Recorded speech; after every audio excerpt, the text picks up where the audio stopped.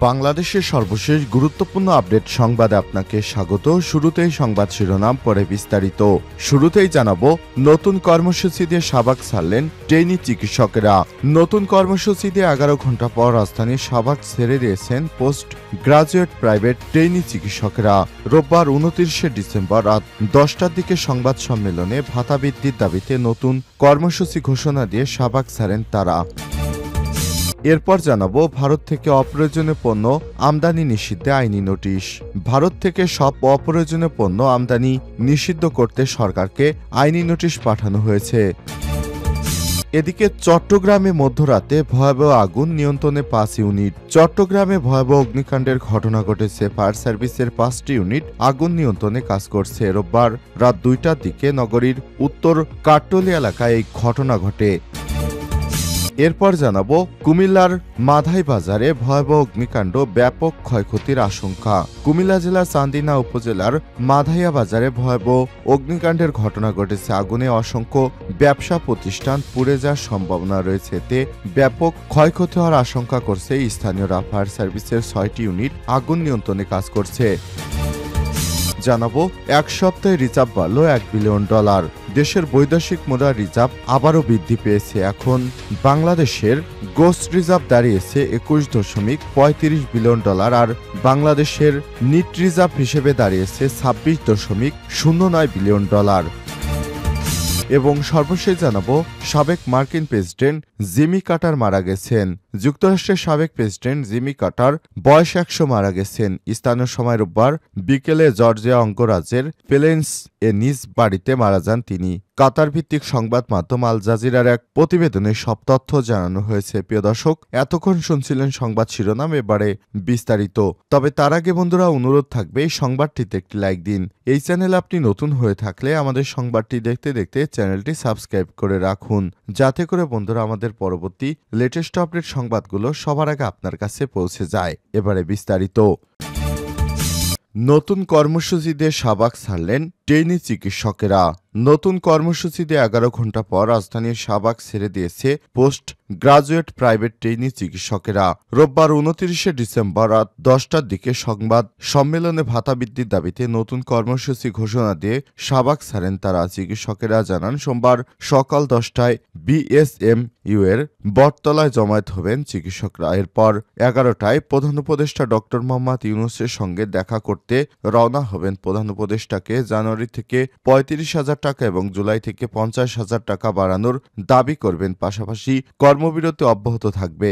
এর আগে রাত 9টার দিকে আন্দোলনরত চিকিৎসকদের সঙ্গে কথা বলতে আসেন বৈষম্যবিরোধী ছাত্র আন্দোলনের আহ্বায়ক হাসনাত আবদুল্লাহ। তিনি ট্রেনি চিকিৎসকদের আগামী জুলাই থেকে ভাতা বাড়িয়ে 35,000 টাকা করার আশ্বাস দেন। দেশের সংকটময় সময়ে সরকারকে সহযোগিতা করার আহ্বান জানান। তবে চিকিৎসকেরা তার আহ্বান প্রত্যাখ্যান করে আন্দোলন চালিয়ে যাওয়ার ঘোষণা দেন। এদিন দুপুরে আগামী জুলাই থেকে ট্রেনি চিকিৎসকদের ভাতা 35,000 টাকা করার সিদ্ধান্ত নেয় স্বাস্থ্য মন্ত্রণালয়। তবে তা প্রত্যাখ্যান করে আন্দোলন চালিয়ে যান চিকিৎসকেরা। ভারত থেকে অপ্রয়োজনীয় পণ্য আমদানি নিষিদ্ধে আইনি নোটিশ।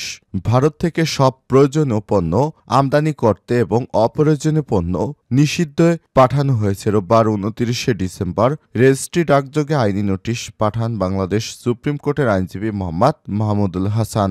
বাণিজ্য মন্ত্রণালয়ের সচিব, স্বরাষ্ট্র মন্ত্রণালয়ের সচিব, জাতীয় রাজস্ব বোর্ড এনবিআর এর চেয়ারম্যান, আমদানি রপ্তানি প্রধান নিয়ন্ত্রকের দপ্তরের প্রধান নিয়ন্ত্রক বরাবর এই আইনি নোটিশ পাঠানো হয়েছে। নোটিশে বলা হয়েছে, আন্তর্জাতিকভাবে পণ্য আমদানির ক্ষেত্রে বিশ্বের সব দেশ তুলনামূলক সুবিধা নীতি অনুসরণ করে থাকে। আন্তর্জাতিকভাবে আমদানির ক্ষেত্রে তুলনামূলক সুবিধা বলতে এমন একটি অর্থনৈতিক নীতি বোঝায় যেখানে একটি দেশ সেই সব পণ্য বা সেবা আমদানি করে সেগুলো দেশীয়ভাবে উৎপাদন করা সম্ভব হলে তা তুলনামূলকভাবেই সুযোগ ব্যয় উৎপাদিত হয়। এ নীতির মাধ্যমে দেশটি নিজেদের সম্পদ ও দক্ষতা সেসব খাতে কেন্দ্রীভূত করে যেখানে তার তুলনামূলক সুবিধা রয়েছে। ফলে দেশটির কম খরচে উচ্চ মানসম্পন্ন পণ্য আমদানি করতে পারে এবং বাণিজ্যের মাধ্যমে আর্থিক ও অর্থনৈতিক উন্নয়ন ঘটায়। কিন্তু অত্যন্ত দুঃখের বিষয়, ভারত থেকে পণ্য আমদানির ক্ষেত্রে এই আন্তর্জাতিক বাণিজ্যের আমদানি নীতি তুলনামূলক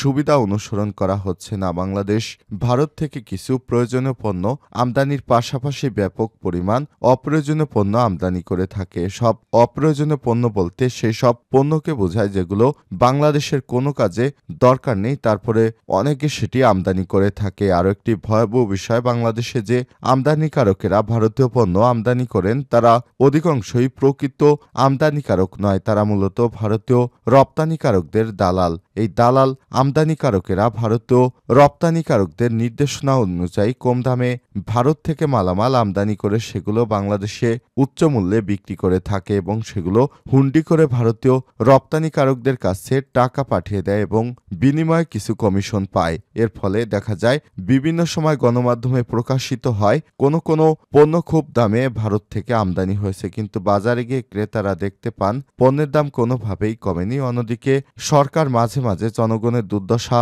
লাঘব করার জন্য ভারত থেকে বিভিন্ন নিত্য প্রয়োজনীয় পণ্য আমদানির ক্ষেত্রে শুল্ক ছাড় দেয়, কিন্তু এতে বাজারে কোনো প্রভাব পড়ে না। তবে এর ফলে ভারতীয় রপ্তানিকারক ও তাদের বাংলাদেশি দালাল আমদানিকারকদের লাভ হয়। তারা কম খরচে বাংলাদেশে পণ্য আমদানি করে বেশি দামে বিক্রি করে থাকেন। মূলত এ সমস্ত পণ্য আমদানি বন্ধ করতেই এই সিদ্ধান্তের কথা জানানো হয়েছে ওই নোটিশে।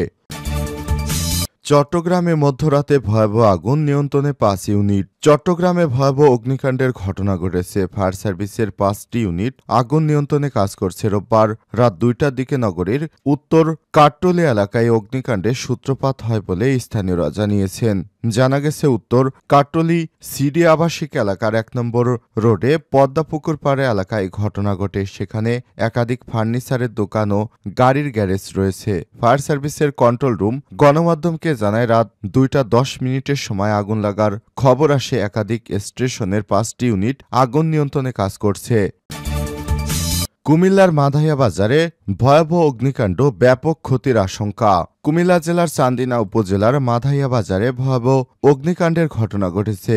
আগুনে অসংখ্য ব্যবসা প্রতিষ্ঠান পুড়ে যাওয়ার সম্ভাবনা রয়েছে, এতে ব্যাপক ক্ষয়ক্ষতি হয়েছে। ফায়ার সার্ভিসের ৬টি ইউনিট আগুন নিয়ন্ত্রণে কাজ করছে। রোববার দিবাগত রাত ১২টার দিকে আগুনের সূত্রপাত হয়। ফায়ার সার্ভিস ও সিভিল ডিফেন্সের কুমিল্লার সহকারী পরিচালক মোহাম্মদ তৌফিকুল ইসলাম ভূঁইয়া আগুন লাগার বিষয়টি নিশ্চিত করেছেন। এলাকাবাসী জানান রাত ১২টার দিকে হঠাৎ বাজারে একটি দোকানে আগুন দেখতে পান ব্যবসায়ীরা। দ্রুতই আগুন ছড়িয়ে পড়ে বাজারে। খবর পেয়ে চান্দিনা ফায়ার সার্ভিসের কর্মীরা এসে কাজ শুরু করেন। ততক্ষণে আগুন নিয়ন্ত্রণের বাইরে চলে যায়। পরে দাউদকান্দি কুমিল্লা ফায়ার স্টেশনের কর্মীরা এসে কাজ শুরু করেন। ফায়ার সার্ভিস ও সিভিল ডিফেন্সের সহকারী পরিচালক মোহাম্মদ তৌফিকুল ইসলাম ভূঁইয়া বলেন, ৬টি ইউনিট কাজ করছে।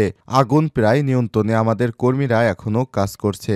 আগুন লাগার কারণ এখনও জানা যায়নি। সেখানে অনেক ব্যবসা প্রতিষ্ঠান ছিল, আর্থিক ক্ষতির পরিমাণও অনেক। নিহত বা আহতর খবর এখনও পায়নি বলে জানান তিনি। এক সপ্তাহে রিজার্ভ বাড়ল $1 বিলিয়ন। দেশে বৈদেশিক মুদ্রার রিজার্ভ আরও বেড়েছে। গত এক সপ্তাহে এশীয় ব্যাংক উন্নয়ন এডিবির কয়েকটি দাতব্য সংস্থা থেকে $1 বিলিয়ন বেশি ঋণ পেয়েছে বাংলাদেশ। ফলে রিজার্ভ এখন ২০ বিলিয়ন ছেড়ে ৬ মাস পর $২১ বিলিয়ন ঘরে এসেছে। সর্বশেষ গত ৩০শে জুন শেষে রিজার্ভ ছিল $২১.৭৮ বিলিয়ন। বাংলাদেশ ব্যাংকের নির্বাহী পরিচালক ও মুখপাত্র হোসনে আরা শিকায় সব তথ্য নিশ্চিত করেছেন। তিনি বলেছেন, দেশকে বলেন রেমিটেন্স বাড়ার সঙ্গে আবার বিদেশি কিছু দাতা সংস্থা অর্থ ছাড় করার কারণে রিজার্ভ বেড়েছে। আরও কিছু ঋণ ছাড়ের অপেক্ষায় রয়েছে। তথ্য অনুযায়ী গত সোমবার আন্তর্জাতিক মুদ্রা তহবিল IMF BPM ৬ অনুযায়ী গ্রস রিজার্ভ দাঁড়িয়েছে $২০.১৬ বিলিয়ন। এ সময় বাংলাদেশ ব্যাংকের নিজস্ব হিসাবে রিজার্ভ ছিল $২৪.৯৮ বিলিয়ন। রোববার শেষ গ্রস রিজার্ভ দাঁড়িয়েছে $২১.৩৫ বিলিয়ন আর বাংলাদেশের নিজস্ব হিসেবে তা $২৬.০৯ বিলিয়ন।